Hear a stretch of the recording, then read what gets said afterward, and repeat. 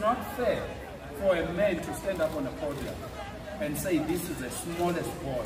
Smallest boy. I don't think even an ant is the smallest ant. I don't even think in the smallest animals, a smallest animal can agree to that. Because it's not fair. You can't be a leader and say that, bafowethu. Niyabona? Futhi ke thina ngimtshele nje siyashayana thina bafowethu. Siyashayana ngempela mina nje ke bafowethu ngiyashayana. Umbheda mzwani mina.